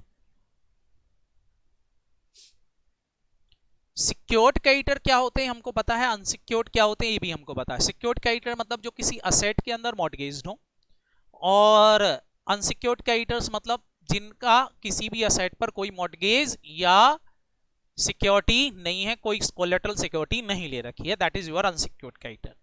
लेकिन सिक्योर्ड क्रेडिटर में भी दो तरह के क्रेडिटर होते हैं, आप सबने लॉ के अंदर पढ़ रखे होंगे। एक फिक्स चार्जेस और दूसरे होते हैं फ्लोटिंग चार्जेस। क्या ये सभी बच्चों ने पढ़ रखे? बोलो। इनके बारे में हम डिटेल में अभी चर्चा करने वाले हैं। फिक्स चार्ज क्या होता, फ्लोटिंग चार्ज क्या होता। उससे पहले अनसिक्योर्ड क्रेडिटर को भी कंपनीज एक्ट ने दो पार्ट में बांट रखा है, एक प्रेफरेंशियल क्रेडिटर और एक अदर अनसिक्योर्ड क्रेडिटर्स। तो नोट डाउन कर लें बेटा, लाइबिलिटी हमारी चार हो गई। एक फिक्स चार्जेस सिक्योर्ड क्रेडिटर, दूसरे फ्लोटिंग चार्जेस सिक्योर्ड क्रेडिटर, तीसरा प्रेफरेंशियल क्रेडिटर और चौथा अदर अनसिक्योर्ड क्रेडिटर। कुल मिला के कितनी लाइबिलिटीज हो गई बच्चों? फटाफट बोलो। चार। सिक्योर्ड अनसिक्योर्ड हटा दो अपने दिमाग से, बस चार लाइबिलिटीज याद रखो। Fix charges creditors, floating charges creditor, preferential creditor और अदर इनसिक्योर्ड क्रेडिटर। इन चारों में पेमेंट के झगड़े होते हैं कि किसको पहले पेमेंट मिलना चाहिए, क्योंकि हमको पहले आउटसाइडर को देना है। तो उनको पेमेंट करने के लिए क्या होगा? सबसे पहले हम पढ़ते हैं बेटा फिक्स चार्जेस क्रेडिटर्स क्या होते हैं। फिक्स चार्जेस क्रेडिटर मतलब ऐसा क्रेडिटर जो स्पेसिफिक या पर्टिकुलर असेट के अगेंस्ट सिक्योर्ड है। इस चैप्टर के लिए उसको हम सिक्योर्ड क्रेडिटर्स बोलेंगे। क्या बोलेंगे? फटाफट बोलो। सिक्योर्ड क्रेडिटर्स बोलेंगे, जो पर्टिकुलर असेट के अगेंस्ट सिक्योर्ड है। सर पर्टिकुलर असेट के अगेंस्ट मतलब कैसे? जैसे फॉर एग्जांपल मैं आपसे बोलूं, इन बाबा जी के पास बहुत पैसा है, कंपनी इनके पास गई और कंपनी इनके पास जाके बोलती बाबा जी लोन दे दो, आपके पास बहुत पैसा है, हमको कुछ लोन दे दो। बाबा जी बोलते हैं ठीक है हम लोन दे देंगे, तुम्हारे पास कुछ गिरवी रखने के लिए है? कंपनी बोलती हाँ हमारे पास लैंड एंड बिल्डिंग है, प्लांट एंड मशीनरी है, हमारे पास इन्वेस्टमेंट है, कार है, बाबा जी बताओ क्या गिरवी रख दे? बाबा जी बोलते हैं लैंड एंड बिल्डिंग गिरवी रख दो।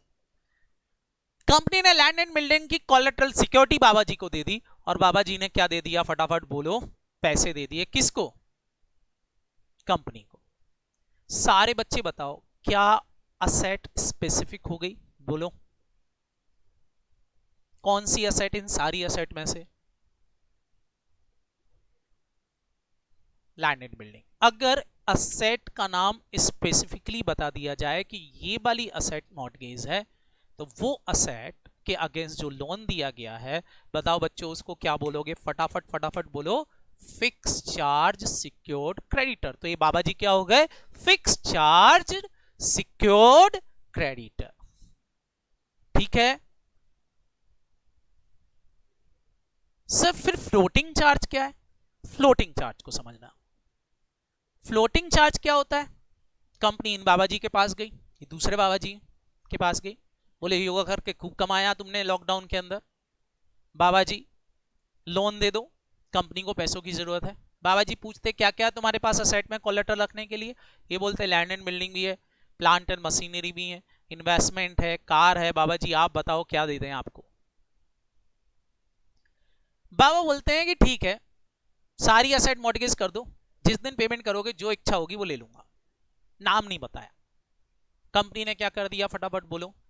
कोई एक स्पेसिफिक असेट का नाम नहीं बताया, बस बोल दिया कि इनमें से जो इच्छा हो ले जाना, सबसे पहले आपको ही पेमेंट करेंगे। बच्चों बताओ, ऐसे क्रेडिटर जिनके लिए नाम नहीं बताया गया, कंपनी ने कोई पर्टिकुलर नाम नहीं बताया, बस ये बोल दिया कि ये असेट है, जब आपकी इच्छा हो इनमें से कोई असेट आप ले लेना, जो भी आपको चाहिए हो। बताओ बेटा, ऐसे क्रेडिटर का नाम मैंने क्या लिखा है यहां पर, फ्लोटिंग चार्ज। अब मैं इसको फ्लोटिंग चार्ज क्यों बोल रहा हूं, क्योंकि जिस दिन हो सकता है लोन चुकाने जाओ, उस दिन कंपनी इन्वेस्टमेंट बेच चुकी हो, इन्वेस्टमेंट हो ही ना। क्योंकि बेटा ये रोक नहीं सकता कि ये असेट नहीं बिकेगी मेरे से बिना पूछे, नहीं, कंपनी बिना पूछे इनमें से कोई भी असेट सेल आउट कर सकती है, लेकिन फिक्स चार्ज के अंदर लैंड एंड बिल्डिंग कंपनी कब तक नहीं बेच सकती? सारे बच्चे बताओ, लैंड एंड बिल्डिंग कंपनी कब तक नहीं बेच सकती? बोलो। जब तक आप बैंक का लोन नहीं चुका देते हो या फिक्स चार्जेस क्रेडिटर का पेमेंट नहीं कर देते हो। तो बेटा फिक्स चार्ज के अंदर उसकी असेट फिक्स हो जाती है कि ये असेट मेरी है, मेरे से बिना पूछे नहीं बिकेगी। लेकिन फ्लोटिंग चार्ज के अंदर कंपनी सारी असेट मॉर्गेज कर देती है, तो सारी असेट में से कोई भी असेट बिना इससे पूछे कंपनी बेच भी सकती है, लेकिन हाँ, बेच करके जो पैसा आएगा उससे पहले इसको पेमेंट किया जाएगा। क्या ये बात समझ में आई? मतलब अगर इन्वेस्टमेंट बिकते हैं तो भी पहले किसको मिलेगा? फटाफट बोलो। बाबा जी को मिलेगा। कार बिकती है तो भी बाबा जी को मिलेगा। प्लांट एंड मशीनरी बिकती है पहले, तो भी बाबा जी का पहले पेमेंट किया जाएगा। क्या ये बात क्लियर है? बोलो। लेकिन सारे बच्चे बताओ, लैंड एंड बिल्डिंग, सॉरी आपके यहां लैंड एंड बिल्डिंग बिकती है तो पहले निर्बल बाबा का पेमेंट किया जाएगा, बाद में किसको मिलेगा? फटाफट बोलो। बाबा रामदेव को मिलेगी। लेकिन बताओ, प्लांट एंड मशीनरी बिकी तो प्लांट एंड मशीनरी से पहले पेमेंट किसको किया जाएगा? बोलो। रामदेव बाबा को। या चलो प्लांट एंड मशीनरी बेच के कंपनी ने इन्वेस्टमेंट बेच दिए, तो भी पहले पेमेंट किसको करेंगे? तो बेटा सारी असेट के अगेंस्ट अगर चार्ज दिया गया है तो वो कहलाते हैं फ्लोटिंग चार्ज। फ्लोटिंग चार्ज में पहले इनको पेमेंट किया जाता है, इसलिए इनको फ्लोटिंग चार्ज क्रेडिटर्स भी बोलते हैं। इनको सेकंड क्रेडिटर भी बोला जाता है। सेकंड क्रेडिटर क्यों बोल रहा हूं, अब जरा ध्यान से सुनना। सेकंड क्यों बोल रहा हूं? क्योंकि लैंड एंड बिल्डिंग बिकी तो बताओ पहले पेमेंट किसको मिल जाएगा? निर्मल बाबा को। फिर बताओ पैसा बच गया उसमें से भी, तो फिर किसको मिलेगा? रामदेव बाबा को। फिर भी पैसा बच गया तो बाकी के क्रेडिटर को पेमेंट किया जाएगा। क्या ये बात क्लियर है? बोलो। तो सारे बच्चे यहां एक नोट डाउन करेंगे बात डिवेंचर होल्डर से रिलेटेड। डिवेंचर होल्डर एज पर सेबी गाइडलाइन सिक्योर्ड ही इशू हो सकते हैं, अनसिक्योर्ड डिवेंचर कंपनी इशू नहीं कर सकती। कैसे डिवेंचर? फटाफट बोलो। डिवेंचर हमेशा ही कैसे इशू कर सकती है कंपनी? सिक्योर्ड। कैसे इशू नहीं कर सकती? सारे बच्चे बताएंगे जल्दी से, कैसे इशू नहीं कर सकती है? अनसिक्योर्ड। तो अगर डिवेंचर होल्डर के लिए कंपनी ने कोई फिक्स चार्ज नहीं बताया कि डिवेंचर होल्डर इस पे सिक्योर्ड है, तो डिवेंचर होल्डर को फ्लोटिंग चार्ज मान लिया जाता है। और जब उनको फ्लोटिंग चार्ज मान लिया जाता है तो फिर पेमेंट डिवेंचर होल्डर को अदर क्रेडिटर से पहले मिलेगा। क्या ये समझ में आया? बोलो। इसलिए लिस्ट में डिवेंचर होल्डर अनसिक्योर्ड क्रेडिटर के पहले आ रहे हैं। समझ में आ रहा है कि नहीं? बोलो। तो ध्यान से समझेंगे। फिक्स चार्ज क्रेडिटर मतलब जो उसकी असेट है अगर बिकती है तो पहले पेमेंट उसको किया जाएगा। फ्लोटिंग चार्ज क्रेडिटर मतलब कोई भी असेट बिकती है तो फ्लोटिंग चार्ज क्रेडिटर को पहले पेमेंट किया जाएगा। समझ में आ गया बच्चों? अब इनको फ्लोटिंग क्यों बोल रहे हैं? क्योंकि इनकी सिक्योरिटी अप डाउन होती है। अप डाउन होती है का मतलब बेटा सिक्योरिटी की वैल्यू कम भी हो सकती, ज्यादा भी हो सकती। इन्वेस्टमेंट बिक गए, कोई एसेट कम हो गई, चोरी हो गई, आग लग गई, कुछ भी हो सकता है। समझ में आया कि नहीं? बोलो। Hello. That is floating charge. तो ऐसे क्रेडिटर को फ्लोटिंग चार्ज क्रेडिटर बोलते हैं जिन जो सिक्योर्ड तो है लेकिन कौन सी एसेट पर वो स्पेसिफिक नहीं है। ठीक है, that is your floating charge creditor. तो ये थे बेटा हमारे फिक्स चार्ज और फ्लोटिंग चार्ज क्रेडिटर। अब एक और वर्ड आया था यहां पर, कौन सा? Preferences creditor. कौन सा आया था? अब प्रेफरेंसेस। तो बाबा जी ने चलो लोन दे दिया, कोई दिक्कत नहीं। आप 2 क्रेडिटर देख चुके हो, कोई प्रॉब्लम नहीं है। अब जरा प्रेफरेंसेस क्रेडिटर को समझना। प्रेफरेंसेस क्रेडिटर्स क्या होते हैं? मैंने आपसे बोला कंपनी के क्रेडिटर्स अभी तक के हिसाब से 3 हैं। कौन कौन से? सिक्योर्ड, फ्लोटिंग चार्ज, और कौन से हो गए फटाफट बोलो? अनसिक्योर्ड। क्लियर? हेलो बच्चों बताना, ध्यान से देखना आप जरा। ये कंपनी की एसेट्स हैं। कंपनी इंसॉल्वेंट हो गई, कंपनी दिवालिया हो गई, कंपनी का लिक्विडेशन हो गया, असेट बिक रही है। बताओ लैंड एंड बिल्डिंग कौन उठा ले जाएगा? सबसे पहले तो बाबा जी अपनी लैंड एंड बिल्डिंग लेके चले जाएंगे कि नहीं? बोलो। ये लेके चले गए। अब बताओ बच्चों पेमेंट किसका करना था? जल्दी से बताएंगे आप, पेमेंट किसका करना था? हाँ, अब फ्लोटिंग चार्ज क्रेडिटर का पेमेंट करना था। बिल्कुल, फ्लोटिंग चार्ज क्रेडिटर्स में कौन आएंगे फटाफट बोलो? अब आएंगे हमारे निर्मल बाबा जी। आएंगे कि नहीं? बोलो। निर्मल बाबा आएंगे कि बाबा रामदेव आएंगे? कौन आएंगे? रामदेव बाबा जी आए, बोलते हैं इन असेट में से पहले पैसा पेमेंट मेरे को मिलना चाहिए। बोले मैं असेट पसंद करूंगा, और बाबा जी ने पसंद की प्लांट एंड मशीनरी। बाबा जी बोल रहे प्लांट एंड मशीनरी मेरे को दे दो। लेकिन एक्ट यहां पर एक इंपॉर्टेंट बात बोलता है। एक्ट बोलता है फ्लोटिंग चार्ज क्रेडिटर्स को भी पहले पेमेंट नहीं मिलेगा। मतलब बाबा रामदेव जी का जो पेमेंट है वो पहले नहीं होगा। सर क्यों? आप अभी तो बोल रहे थे कि इनको पेमेंट मिलना चाहिए। नहीं बेटा, इनको पेमेंट नहीं हो पाएगा। क्यों? क्योंकि इन अनसिक्योर्ड क्रेडिटर में भी कुछ क्रेडिटर ऐसे होते हैं जो छुपे हुए रहते हैं। वो छुपे हुए क्रेडिटर कौन है बेटा? प्रेफरेंसेस क्रेडिटर्स हैं। ये छुपे हुए क्रेडिटर पहले आके लाइन में खड़े हो जाएंगे इन फ्लोटिंग चार्ज से भी आगे जैसे, और बाकी सब अदर अनसिक्योर्ड होंगे। लेकिन फ्लोटिंग चार्ज क्रेडिटर के केस में प्रेफरेंसेस क्रेडिटर पहले छुपे के खड़े हो जाते हैं, और ये आके खड़े हो जाएंगे और बोलेंगे पहले असेट मैं पसंद करूंगा, मैं लेके जाऊंगा। क्या ये बात समझ में आई? बोलो। तो ये कार की लागत आना चाली चल रही है, बाबा रामदेव बोल रहे हैं मैं लूंगा, लेकिन प्रेफरेंसेस क्रेडिटर पहले लेके चले जाएंगे। क्या ये बात समझ में आई? बोलो। तो आप बोलोगे सर प्रेफरेंसेस क्रेडिटर कौन हो गए? प्रेफरेंसेस क्रेडिटर मतलब ऐसे अनसिक्योर्ड क्रेडिटर जिनको पेमेंट लेने का राइट पहले नहीं था, लेकिन जो फ्लोटिंग चार्ज क्रेडिटर से भी पहले पैसा लेंगे, फ्लोटिंग चार्ज क्रेडिटर से भी पहला पेमेंट लेने का राइट रखते हैं। That creditor is preferences creditor. मतलब है तो अनसिक्योर्ड, लेकिन फ्लोटिंग चार्ज क्रेडिटर से भी पहले पेमेंट जिनको मिलेगा, that creditor is preferential creditor. ये प्रेफरेंसेस क्रेडिटर को कंपनीज एक्ट ने प्रेफरेंस दे रखा है। मतलब सारे बच्चे बताओ पहले पेमेंट होना चाहिए किसका? सारे बच्चे बताओ किसका? बाबा रामदेव का। लेकिन इनका पेमेंट नहीं होगा, पहले किसका पेमेंट किया जाएगा? प्रेफरेंसेस क्रेडिटर का पेमेंट किया जाएगा। क्यों? क्योंकि कंपनीज एक्ट ने परमिशंस दे दी इनको कि पहले इनको दिया जाएगा। तो अब बताओ बच्चों सीक्वेंस क्या हो गया क्रेडिटर का पेमेंट करने का? सारे बच्चे जल्दी से बताएंगे। पहले किसका पेमेंट करोगे? फिक्स चार्ज सिक्योर्ड क्रेडिटर का। फिर किसका पेमेंट करोगे बताओ? फ्लोटिंग चार्ज को मिलेगा कि प्रेफरेंसेस को?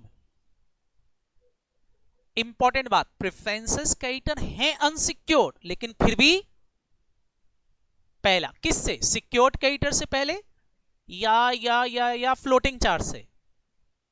फ्लोटिंग चार्ज से पहले पेमेंट मिलेगा। फिर किसको मिलेगा? सारे बच्चे बताओ। फ्लोटिंग वाले को। और सबसे लास्ट में किसको देंगे? अदर अनसिक्योर्ड क्रेडिटर को। तो इस तरीके से पेमेंट किया जाएगा। इसलिए बेटा मैंने लायबिलिटी को 4 पार्ट में डिवाइड कर दिया। सारे बच्चे अब जल्दी से बताएंगे चारों पार्ट। पहला, सबसे पहले किसको पेमेंट किया जाएगा? जल्दी से बताएंगे। Fix charge creditor. दूसरा प्रेफरेंशियल क्रेडिटर जो सिक्योर्ड या अनसिक्योर्ड, लेकिन फिर भी इनको एक्ट पहले दे रहा है। आप बोलोगे सर एक्ट इनको क्यों दे रहा पहले?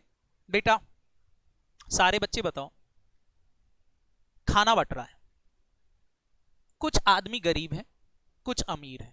बताओ पहले खाना किसको बांटना चाहिए? गरीबों को बांटना चाहिए। ये मानते हो कि नहीं? बोलो। तो ये प्रेफरेंसेस क्रेडिटर के अंदर कुछ गरीबों को पकड़ा हुआ है और कुछ नहीं। कौन है अभी हम डिटेल में चर्चा करेंगे, कौन कौन से वो गरीब लोग हैं। समझ में आया? क्लियर? और ये जो बड़े आदमी है जिन्हें लोन बांट रखे हैं कंपनी को, ये तो बड़े आदमी कहलाने ना, इन्हें लोन दे रखा है। लोन दे रखा मतलब इनके पास खूब पैसा कहलाना, बोलो।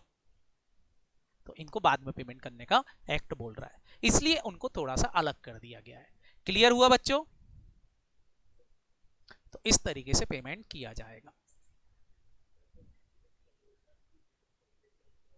बिल्कुल बेटा, डिवेंचर होल्डर प्रेफरेंसेस क्रेडिटर के बाद आएंगे, लेकिन सीक्वेंस जब फॉर्मेट में लिखा जाएगा तो जैसा सीक्वेंस मैंने बताया वैसे ही लिखा जाएगा, लेकिन पेमेंट कैलकुलेशन ऐसी होगी। क्या होगी? सबसे पहले सिक्योर्ड क्रेडिटर का पेमेंट, फिर प्रेफरेंसेस क्रेडिटर का पेमेंट, फिर फ्लोटिंग चार्ज का, फिर अदर अनसिक्योर्ड क्रेडिटर का, फिर इसके बाद प्रेफरेंस शेयर होल्डर, और सबसे लास्ट में इक्विटी शेयर होल्डर। लेकिन इन लोगों से भी पहले पेमेंट, इन लोगों से भी पहले पेमेंट दो चीजों का होगा, लीगल चार्जेस, लिक्विडेशन एक्सपेंसेस। अब आप बोलोगे सर लीगल चार्जेस क्या है? बताओ बेटा, कंपनी का वाइंडिंग अप स्टार्ट कराना है तो सबसे पहले तो मेरे को पिटीशन फाइल करना पड़ेगी ना, बोलो। बताओ लीगल चार्जेस लगेंगे कि नहीं लगेंगे? खर्चे तो वहीं से चालू हो गए थे। फिर बताओ लीगल चार्जेस के बाद लिक्विडेटर अपॉइंट होगा, लिक्विडेटर किसी को पेमेंट करने से पहले खुद के खर्चे निकालेगा कि नहीं? उसके खर्चे होंगे बेटा। लिक्विडेटर जो होता है वो सबसे पहले अपना खर्चा निकालेगा, बाद में इन सबका पेमेंट करेगा। क्लियर? बोलो। आई थिंक अब सीक्वेंस सबको क्लियर हो गया है बच्चों, सब कुछ तो समझ में आ गया, लेकिन बताओ अभी एक टर्म्स हमको पढ़ना बाकी है। कौन कौन? ये प्रेफरेंसेस क्रेडिटर के गरीब लोग कौन है? क्लियर? तो अब बच्चों हमको बस यही पढ़ना है, प्रेफरेंसेस पेमेंट में कौन कौन आएगा, इसको हम कल डिटेल में चर्चा करेंगे। इतना क्लियर हो गया? अब बच्चों पूरा एक शॉर्ट समरी स्टार्टिंग से, जितना आज हमने पढ़ी है थियरी, फटाफट फटाफट सारे बच्चे बताएंगे। सबसे पहले वाइंडिंग अप करने के दो तरीके कौन कौन से हैं? पहला वाइंडिंग अप बाय ट्रिब्यूनल, और दूसरा winding up by share holder. ठीक है, वॉलेंटरी वाइंडिंग अप जिसको बोल रहे हो। दूसरी चीज पड़ी थी, प्रोसीजर कितनी है वाइंडिंग अप कैसे भी करो, चाहे ट्रिब्यूनल से करो चाहे इससे करो, प्रोसीजर कितनी है? दो। कौन कौन सी? आईबीसी कोड 2016 या फिर कंपनीज कोड रूल 2013, कोई भी लगा दो। बताओ आईबीसी कोड कब लगाना मैंडेटरी हो जाएगा? अगर आपकी कंपनी कैसी है, फटाफट बोलो। इंसॉल्वेंट है तो आईबीसी कोड लगेगा। वॉलेंट्री कर रहे हो, 2017 के पहले कर रहे हो, कोड रूल लगेगा। 2017 के बाद कर रहे हो, आईबीसी कोड लगेगा। क्या ये बात क्लियर है? बोलो। इसके बाद नेक्स्ट पॉइंट, सबसे पहली स्टेप क्या होता है, फटाफट बोलो। कोर्ट में पिटीशन फाइल होगी, कोर्ट में पिटीशन फाइल होने के बाद इन्वेस्टिगेशन होगा, इन्वेस्टिगेशन होने के बाद कोर्ट ऑर्डर पास करेगा बाइंडिंग अप का। बाइंडिंग अप का ऑर्डर देने के बाद एक बंदा अपॉइंट होगा, जिस बंदे को क्या बोलते हैं? लिक्विडेटर बोलते हैं। ऑफिशियल लिक्विडेटर जो होगा वो बोर्ड ऑफ डायरेक्टर से एक फॉर्म रिसीव करेगा, जिसको क्या बोलते हैं? स्टेटमेंट ऑफ अफेयर्स, जिसमें डिटेल्ड इंफॉर्मेशन होती है असेट्स और लायबिलिटी ऑफ अ कंपनी की। इसके बाद बेटा लिक्विडेटर सारी असेट और लायबिलिटी को अपने पोजीशन में लेगा, पोजीशन में लेने के बाद असेट को सेल आउट करेगा, सेल आउट करने के बाद जो पैसा रियलाइज्ड होगा उससे पेमेंट करेगा सबसे पहले लीगल चार्जेस का, लिक्विडेटर एक्सपेंसेस का, देयर आफ्टर सिक्योर्ड क्रेडिटर का, उसके बाद फिर बेटा प्रेफरेंशियल क्रेडिटर का, फिर फ्लोटिंग चार्ज क्रेडिटर का, फिर अनसिक्योर्ड क्रेडिटर का, और फिर सबसे लास्ट में पेमेंट करेगा प्रेफरेंस शेयर होल्डर और इक्विटी शेयर होल्डर का। इस तरीके से कंपनी पेमेंट करेगा। क्या ये क्लियर हो गया? बोलो। आज हमने क्या बेटा ऑर्डर ऑफ पेमेंट ऊपर नीचे क्यों लिखा है, उसका लॉजिक हम कल डिटेल में पढ़ेंगे जब मैं आपको फॉर्मेट पढ़ाऊंगा। ठीक है, आप चिंता मत करो, एक एक लॉजिक क्लियर होगा। बट बेसिकली पहले एक थियोरेटिकल बैकग्राउंड बनाना, मजबूत करना जरूरी है कि हम कैसे प्रोसीजर को चालू करेंगे। क्या इतना सबको समझ में आ गया? संस्कार, करण, निकिता, 3 निकिता अपने पास, निकिता जोशी, निकिता नागर, बताएं बच्चों। प्रदीप, सभी को क्लियर है? ओके, तो इतना आप पढ़ के आए, बाकी अपन कल मिलते हैं। ओके बच्चों? जी बेटा,